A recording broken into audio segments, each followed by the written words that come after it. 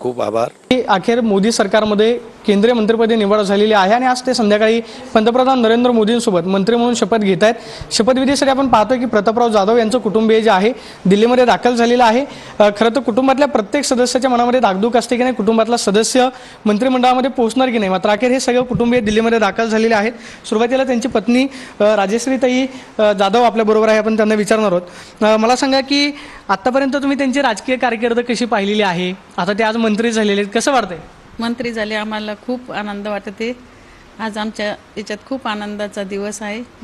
हां, 95 पासून 15 वर्ष सतत आमदार होते, नंतर आता चौथी तरंगमाई खासदार झालेले आहेत। परत आता मंत्रिपदाची वर्णी लागली, तर आम्हाला खूप खूप आनंद झाला। खूप असा अतिशय आनंद होतोय। जसं त्यांनी प्रतिक्रिया दिली की आपल्या महाराष्ट्राचे मुख्यमंत्री सन्माननीय एकनाथजी शिंदे साहेब त्यांनी एका सामान्य शिवसैनिकाला न्याय द्यायचं काम केलेलं आहे। माझ्यासाठी माझ्या आयुष्यातला सगळ्यात आनंदाचा क्षण आहे।